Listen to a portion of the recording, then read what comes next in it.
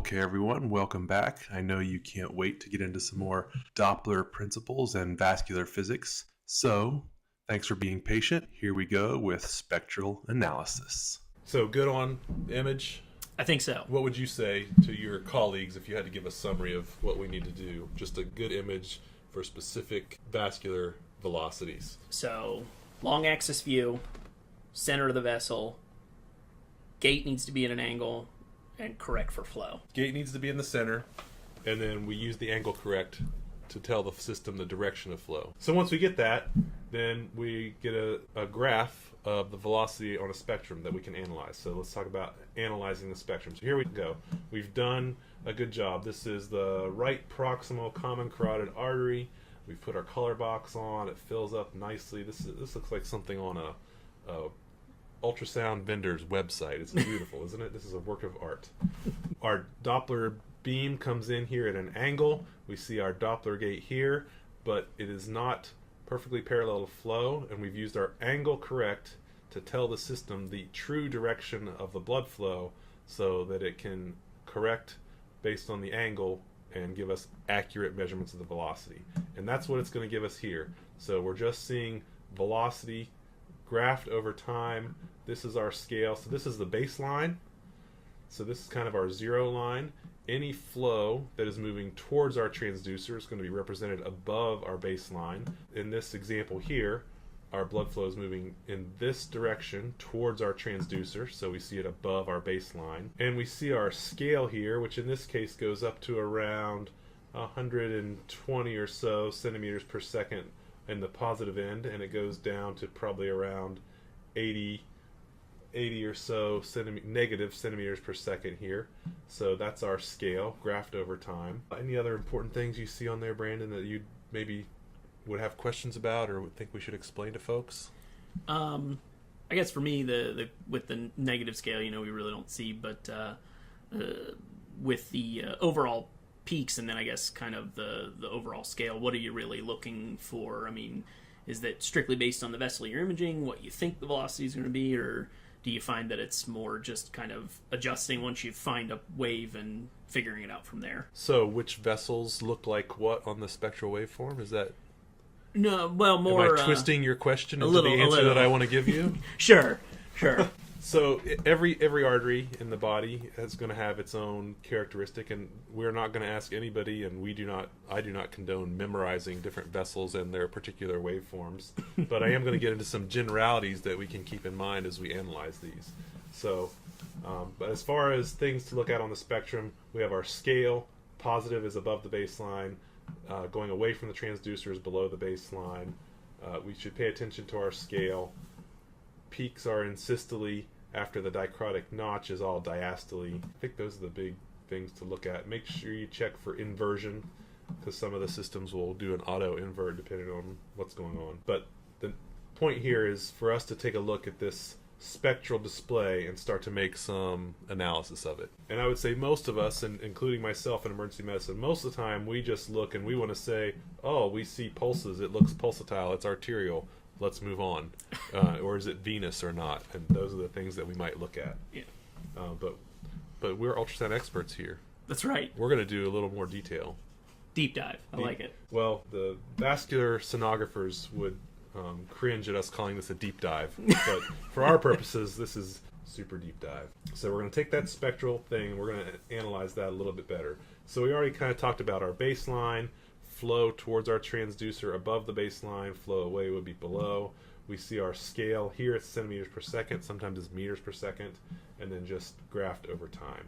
And what we notice here is, in this scenario, this is a pretty rapid upstroke at the beginning of systole, and then we see a more gradual downslope as the velocity decreases. We see our dichrotic notch here as the aortic valve closes, and then we see a little spike in the flow velocity at the beginning of diastole, and then a gradual decrease, but we still see flow throughout the entirety of diastole in this example before systole starts again.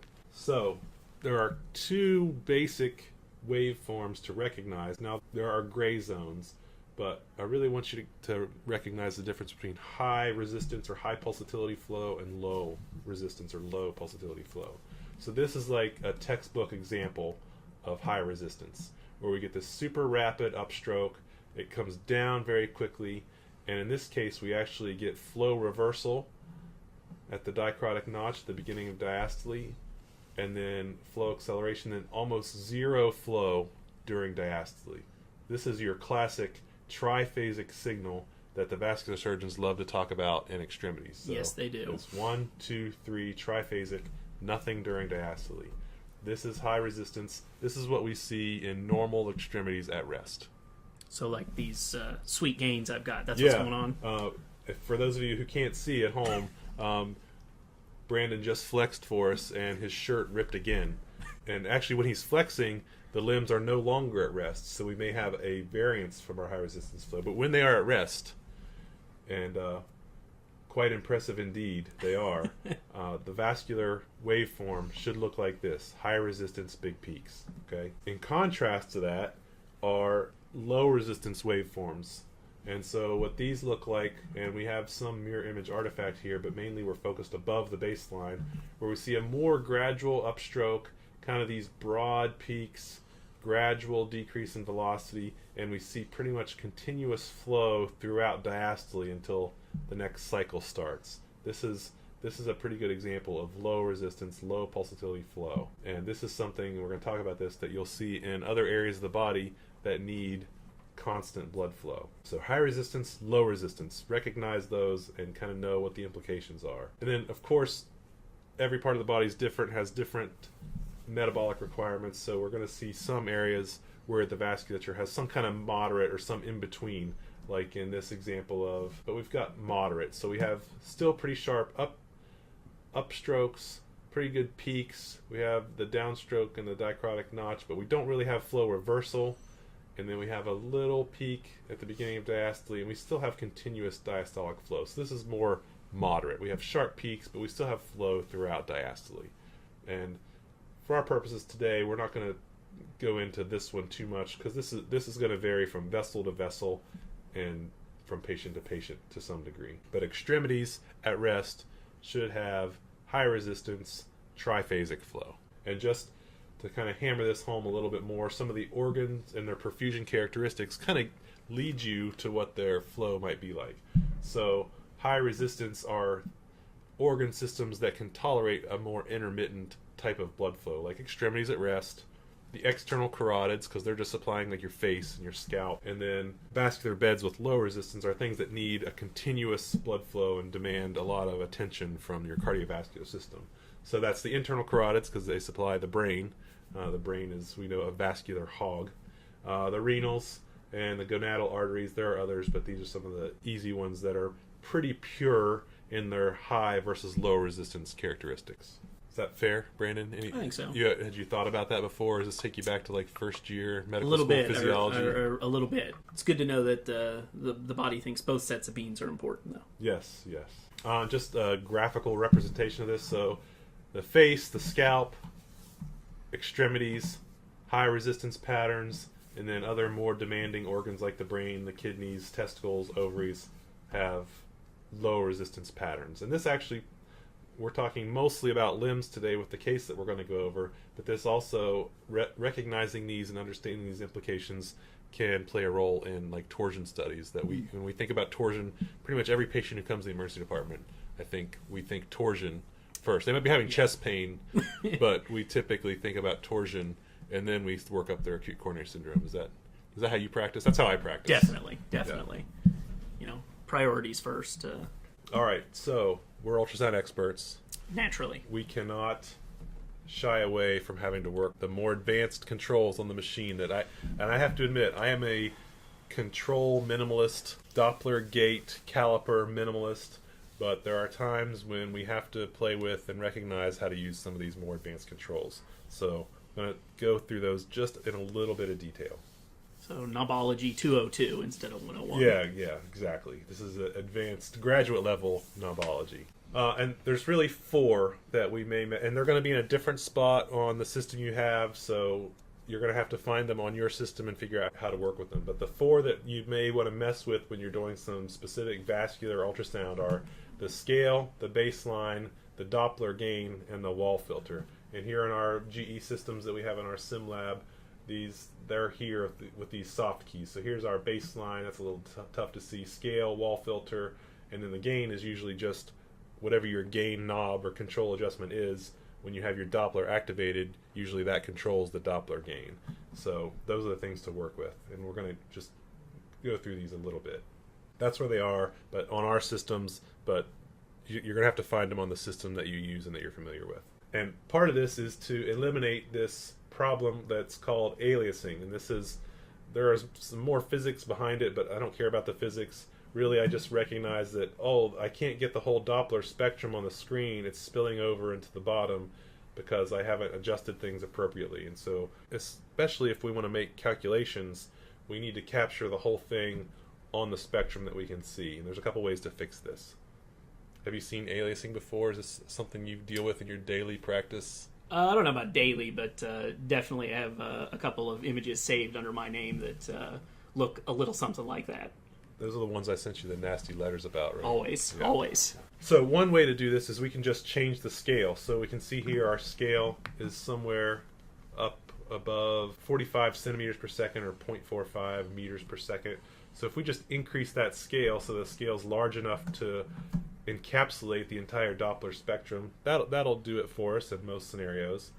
So here we've increased the scale, so it's up to probably, 100 or so centimeters per second, and so now we can see the full Doppler spectrum. So that's one way to address this, is just changing our Doppler scale. Or another way to do it might be by just changing the baseline. So we can actually adjust this baseline up or down to capture what we want to see on our Doppler spectrum. So here, our overall scale, the entirety of the range that we can evaluate on this system, the range is about the same. So here it's 134, 133 meters per second, but we've adjusted our baseline so that we can capture the entire Doppler spectrum on the scale that we see here.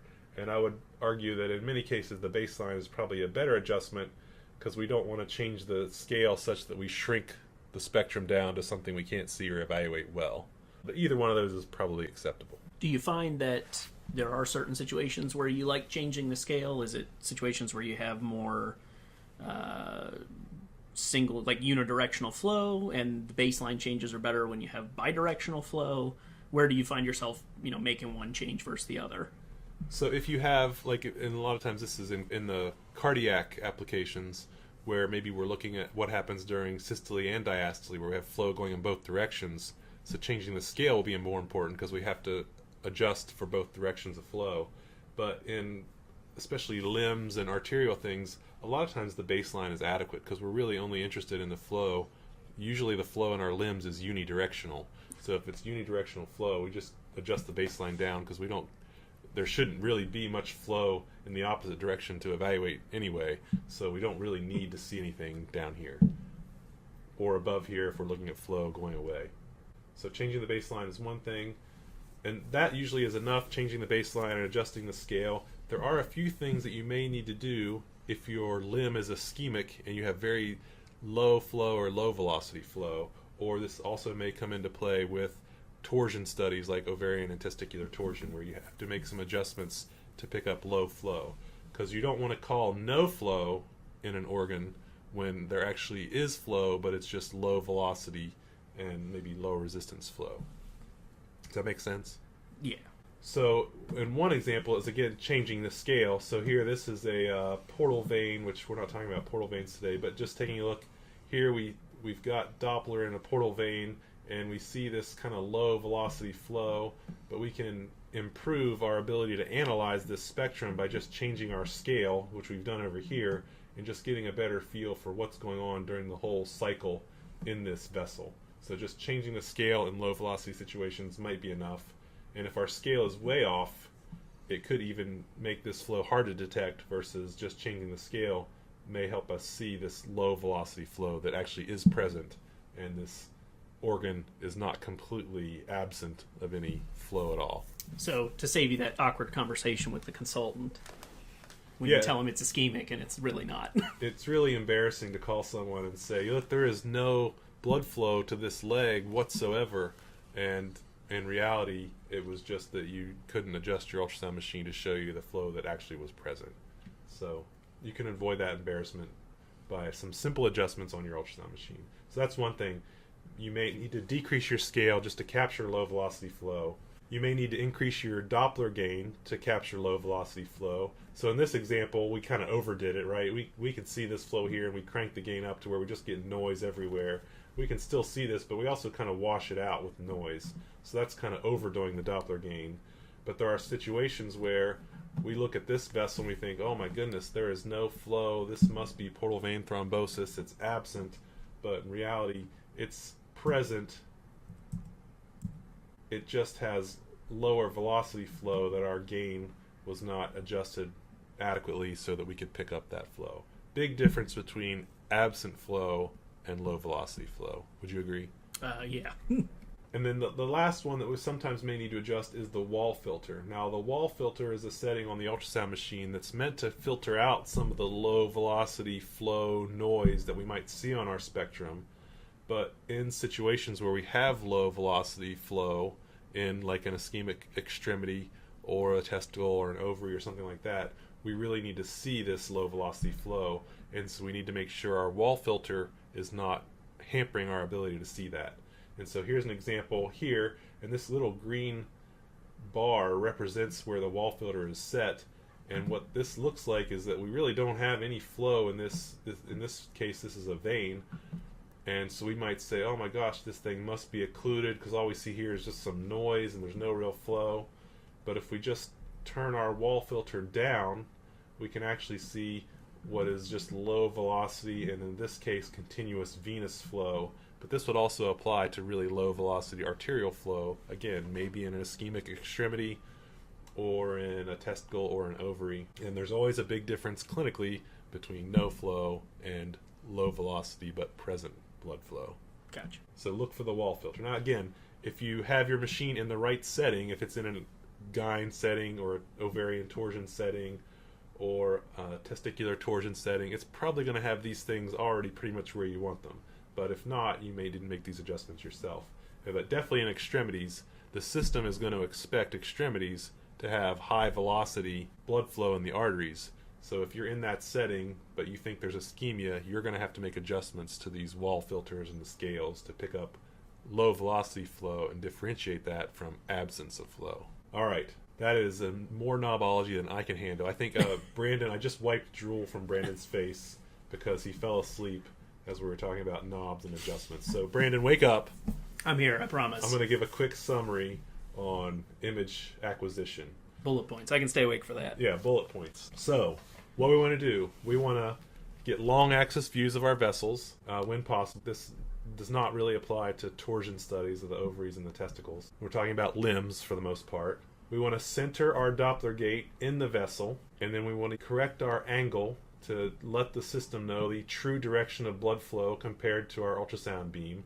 And ideally we want angles of less than 60 degrees. If we cannot achieve that, then we need to change our approach. And then once we have acquired a spectral display, we want to optimize the scale, the baseline, the gain, and if it's low velocity, maybe we have to adjust the wall filter. That's really it. That's the bullet points of getting images and how to quickly optimize your spectral waveform analysis. I think that's easy enough to remember. So yeah, I spent 10 minutes going over stuff to say, really, this is all you need to know. So if you want, next time, because I know you're going to listen to this 7 or 8 times, fast forward or skip through all that and just get to this. Wow, that physics and those knobs, it gets dense. I don't know about you guys, but I got to stop again. I can't keep going forward. Let's take a break, and we're going to come back, review some vascular physiology, and solve this case. So join us right back here for the startling conclusion of Let's Get Vascular.